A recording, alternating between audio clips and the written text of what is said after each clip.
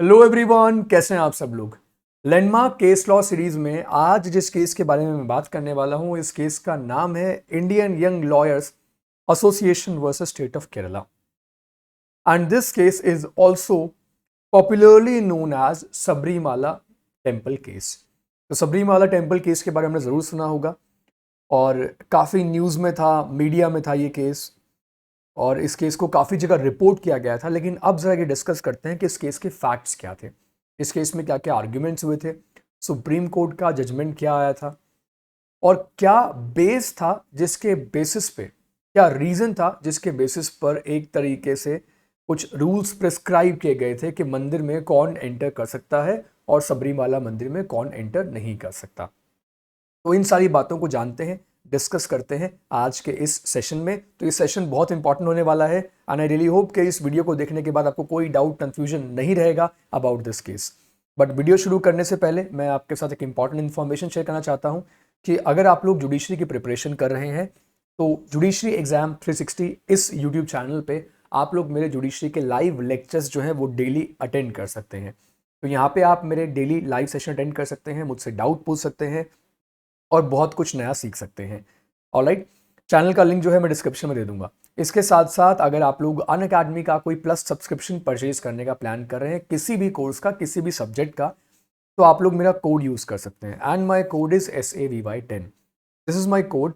अगर आप मेरे इस कोड को यूज़ करके अनअकैडमी पे कोई भी प्लस सब्सक्रिप्शन सब्सक्राइब करते हैं, अनअकैडमी प्लस अनअकैडमी का एक पेड प्लेटफॉर्म है, और अगर आप ये मेरा कोड यूज़ करेंगे तो आपको 10% का डिस्काउंट मिल जाएगा ऑन परचेज ऑफ अनअकैडमी का प्लस सब्सक्रिप्शन।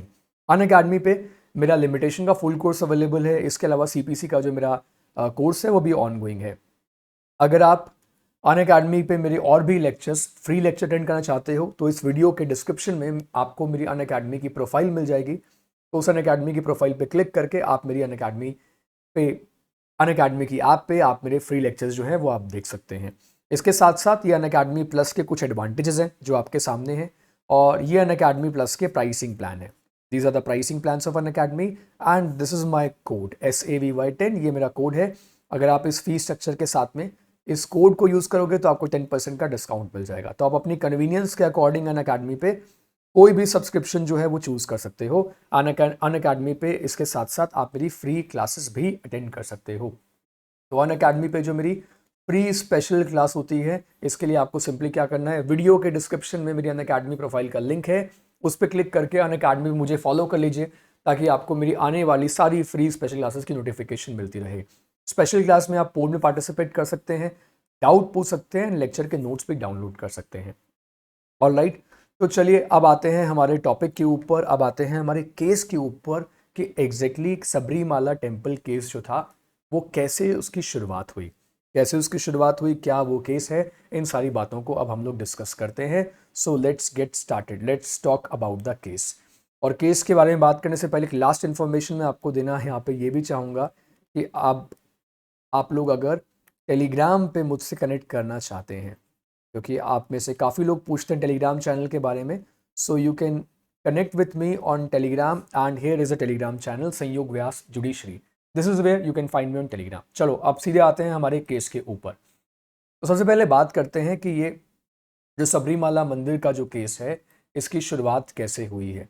तो वहाँ पे देखो, सबरीमाला केस के बारे में कुछ जो परंपराएं हैं, या मैं बोल दूँ कुछ ट्रेडिशंस हैं, जो मान्यताएं हैं, जो बिलीफ सिस्टम है, हमें उन्हें भी समझना होगा अगर हमें इस केस को समझना है। तो देखो, ये कहा जाता है कि जो सबरीमाला टेम्पल में जो बेसिकली लॉर्ड अयप्पा जो हैं, वो जब खुद उस मंदिर में गए थे, जब खुद वो उस मंदिर में गए थे, तो उसकी भी एक उसका भी एक बैकग्राउंड स्टोरी है कि जब वो एक किंग के यहाँ पे रहा करते थे अपने बचपन में, तो उन्होंने एक बेसिकली तीर चलाया था, और जो किंग थे उनको ये कहा था, ठीक है, पंपा रिवर है वहाँ पे बहती है, और फॉरेस्ट के बीच में ये पूरा का पूरा जो है वो टेम्पल है केरला में, जो बेसिकली टाइगर रिजर्व है, टाइगर रिजर्व है, उसके पास में ये पूरा का पूरा टेम्पल है।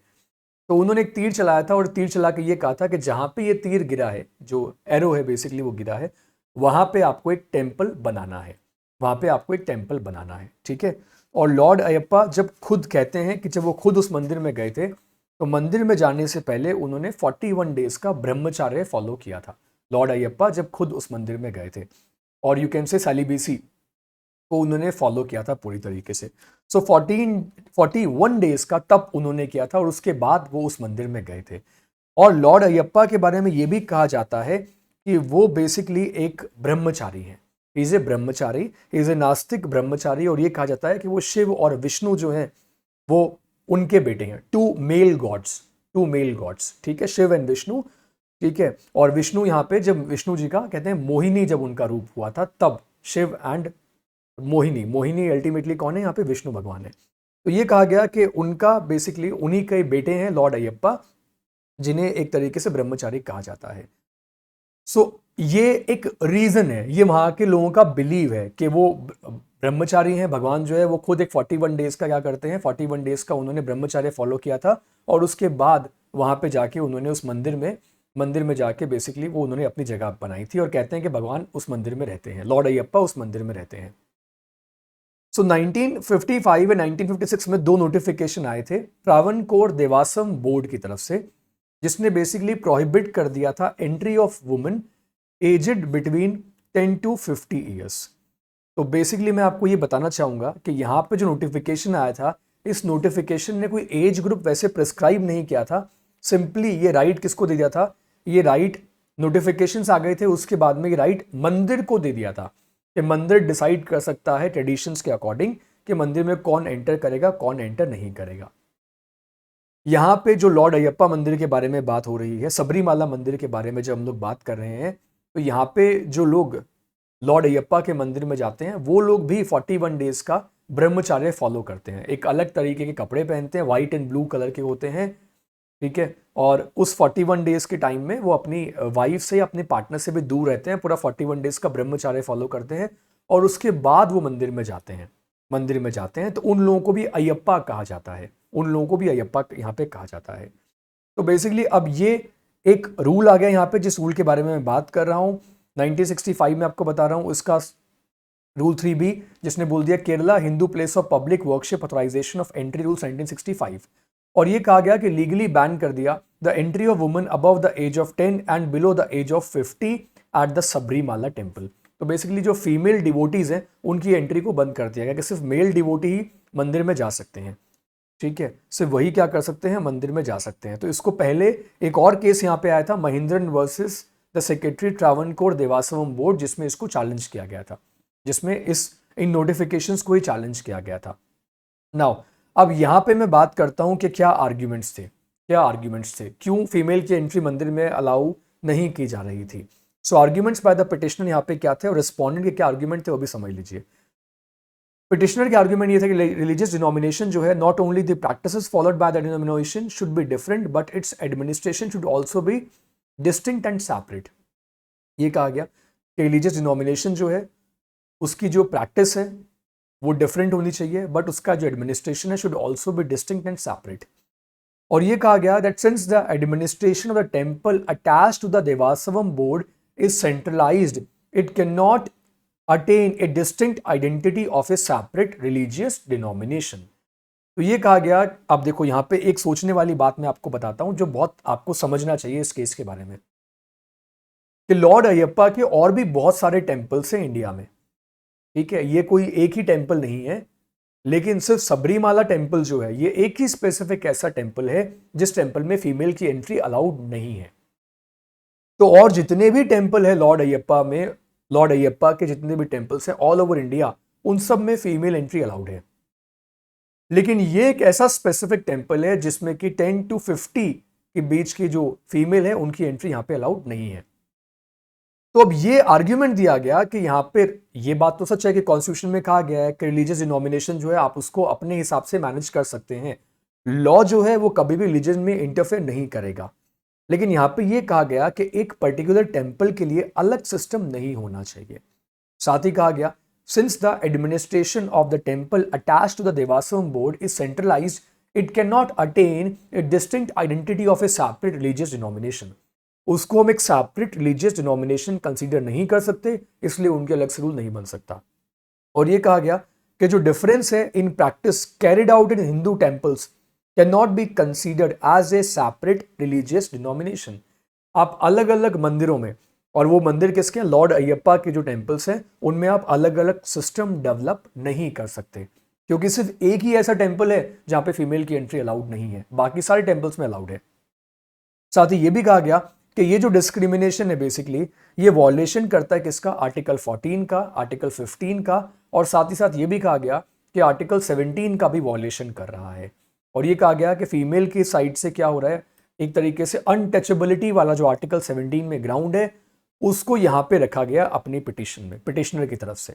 और ये कहा गया कि इसमें वॉलेशन हो रहा है आर्टिकल 25 का, जिसमें कि Hindu woman have a right to enter Hindu temples dedicated to public. तो जो पब्लिक को डेडिकेटेड है उसमें हिंदू फीमेल्स को भी एंट्री करने की परमिशन जो है वो होनी चाहिए। अब जानते हैं कि ट्रावनकोर जो बोर्ड था उनकी तरफ से क्या आर्ग्यूमेंट था, मंदिर के मैनेजमेंट की तरफ से क्या आर्ग्यूमेंट था, अब इसको भी समझ लेते हैं। सबसे पहले उन्होंने ये कहा कि जो भी रूल्स हमने फ्रेम किए हैं they come under article 25 clause 2 sub clause B of the Indian constitution. तो रूल्स हमने फ्रेम किए हैं वो पूरी तरीके से वैलिड है। और साथ में ये भी कहा गया कि ऐसा नहीं है कि कोई फीमेल पे रेस्ट्रिक्शन है, even men can not be allowed to enter the temple if they fail to observe the 41 days व्रतम। तो 41 डेज का जो सेलिब्रेसी उन्हें फॉलो करनी होती है, जो अनुष्ठान जो पूजा उन्हें करना होता है, उससे पहले तो मेल भी एंटर नहीं कर सकते।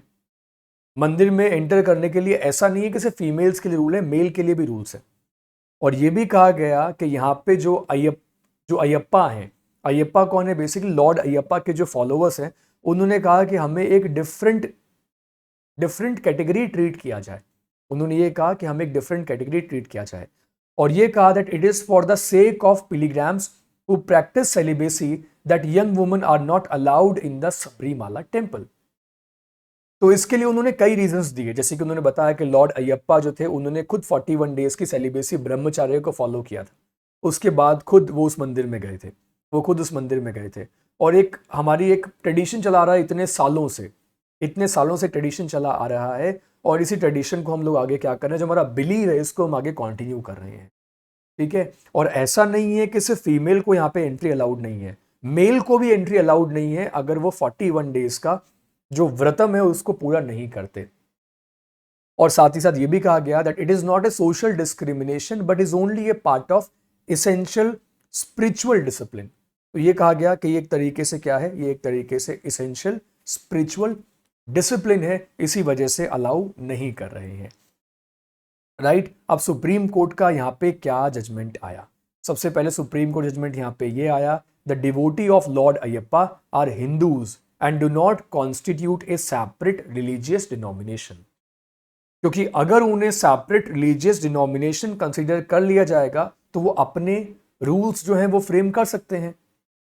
और साथ ही साथ ये कहा गया कि जो रूल 3B है is ultra vires of the 1965 act. अब ये रूल 3B अल्ट्रा वायरस है कौन से लॉ के? 1965 वाले एक्ट के। तो एक बार इसको हम यहाँ पे ऊपर देख लेते हैं कि कौन से एक्ट के रूल 3B के बारे में यहाँ पे बात की जा रही है। 1965 का जो केरला हिंदू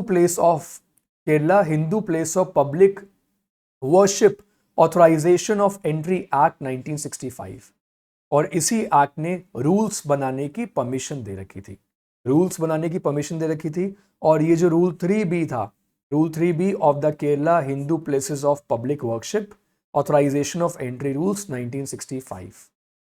तो सुप्रीम कोर्ट ने इसको क्या डिक्लेयर कर दिया? सुप्रीम कोर्ट ने ये बोल दिया कि ये जो रूल है ये रूल वैलिड नहीं है। तो फीमेल डिवोटीज की एंट्री को सुप्रीम कोर्ट ने अलाउ कर दिया था इस केस में। All right, so I really hope कि अब आपको समझ में आ गया है कि बेसिकली इस केस का बैकग्राउंड क्या था, इस केस के आर्ग्यूमेंट क्या थे, और सुप्रीम कोर्ट ने फिर इस केस में अपना क्या जजमेंट दिया। ऑल राइट एवरीवन, तो ये था पूरा का पूरा केस सबरीमाला टेम्पल के ऊपर, और इसी केस का नाम है Indian young lawyer association versus state of Kerala. तो आई रियली होप कि आपको पूरा का पूरा केस समझ में आ गया है। अगर आपको ये वीडियो पसंद आया तो प्लीज़ इस वीडियो को लाइक कीजिएगा, चैनल को सब्सक्राइब करना मत भूलिएगा। कमेंट सेक्शन में मुझे कमेंट करके बताइएगा कि आप और कौन कौन से टॉपिक्स के ऊपर वीडियो देखना चाहते हैं। मैं आप लोगों से मिलता हूँ अपने अगले वीडियो में। Thank you so much.